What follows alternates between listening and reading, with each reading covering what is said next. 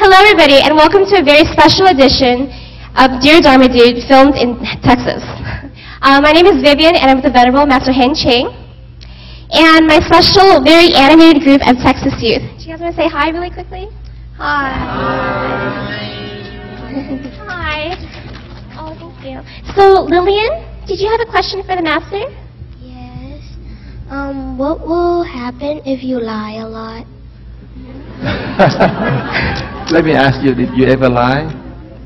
The question is, what will happen if you lie a lot? Well, okay, let's just speak. But did you ever lie? Do you tell lie? Sometimes. Do you remember when you lie? You remember when the occasion when you lie? Do you remember when is it? Say. No. You remember? Do you remember when somebody else pressure you, said you, why are you doing this? Why are you doing that? For example, do you remember? Yes. Right? Like, oh, why don't you do this homework? And try to threaten you to make you scared. Remember? That's yes. very easy for us to. Oh no, I'm doing this. Make excuse, right? So making excuse is one of the way we lie, right? But usually, when you make excuse like that, you think your father and your mother are not going to find out? Yes. No, they're going to find out, right? So usually if they find out, then we start to lose their trust. So the immediate thing is about lying this, we lose trust from someone. So what happens when we lie? We just lose trust. Okay, go ahead. And you have other people have any comment? Have any comment? What do you think about that example? Go ahead and speak. Do you have any examples, Lillian? You see how we lose our trust? Like when my mom say, did I finish my homework? Sometimes I don't. And I said I did. Sometimes you did, yeah. But you can see that. So she said if her mom asked her if she did her homework, and she's like, yeah, but she didn't do it. Yeah. So that's a lie. Yeah. But you see, but your mom will lose trust, and she slowly won't trust you anymore. So that's an immediate effect, cause and effect. But in the other hand, but if you can see that we young people sometimes we don't get pressure from friends yet, but we get pressure from the adults, the parents or maybe the uncles or aunties. People can give pressure to us because the authority, and those are the time that will make us either we bend, meaning we tell lies, or we stand up. We said no, I don't.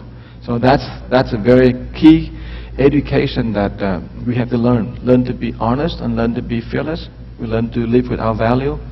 But you can see that this happened because when people not get the kind of education, meaning be fearless and speak honestly, then when they grow up, they tend to lie as well. And when they lie, then what happens is if the father and mother lie a lot, then the children, you won't trust your mom anymore. For example, you say, oh, mother, can you take us to see the movie after I finish my homework? Can you take us to the movie? And the mother said, yes, I'll take you after you finish homework, I'll take you to the movie. But then after the movie, after they finish your homework, and your mother said, no, forget it, I'm not going to take you to the movie. You see, now that's another kind of lie, right? But then we lose trust with each other. So either way, trust is something that we need to follow our words. We need to speak and follow what we say. So for example, you say, oh, I want to do my homework, okay? And you got to follow and do your homework. And then when you finish your homework, you say, oh, I did it. So the thing is, you follow what you say. You walk your talk. You just follow what you do. And usually, you don't need to tell lies. Usually, because we don't follow what we want to do or we're supposed to do, then we might make excuse. And make excuses is one of the things that very close to tell lies. Now, and then there's many kind of lies, many kind of cheating and deception, many. But the very important thing first now, it's about honesty, about follow through with what you say. Hi, I had a quick supplemental question. I think when you're a kid, a younger adolescent, a lie is essentially black and white. You either say you did something, you didn't, something along those lines, or your parents saying that they'll do something physically and they actually don't do it. When you grow older, there's the development of what's called a white lie. Yeah. And a white lie is a petty lie that theoretically doesn't affect anybody. For instance, your mom has this hideous dress on and she's like, how do I look? Do I look fat?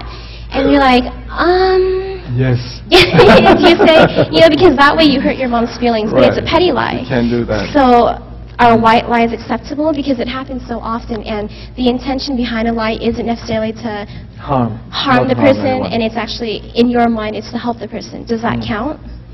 Well, we don't want to say lie, the white lie is a really, really lie, but in other words, we just didn't want to commit so many white lies either. Right. Because it's a sense of honesty, it's a sense of staying in balance and saying what you really feel. And so it's really critical about understand ourselves, understand our emotion, and how we say it in a way that is not about contrary to the truth. So it's really a skill. It's really a very mature way to be. So the more you become mature, the less white lie you're going to make. Right. So it's all about how you actually approach or what words you actually use to convey the message. But ultimately, honesty is the most essential thing that you can have. Yeah. And then it's about two ways too, because you need to somehow educate the people around you so they slowly come to grip with the fact that a white lie is not going to work with you. So because of that, they stop their white lie. They stop to invite your white lies. And because they stop inviting white lies, and therefore they stop changing their own habit, they stop and they change their habit into, oh, I know how I look. Okay, instead of asking for security, hi, look at this. You got a nice hair today, girl. So you change the dress so focusing on the hair. But then people won't ask you as that question anymore, and they also change because they don't ask the question, they change themselves. Okay. So thank you, Lillian, for the question, and thank you, Master, for your wisdom. Thank you, my friends. Thank you for your honesty. You're very honest about this. So be honest, everybody. And thank you, Vera. See you next time. Bye.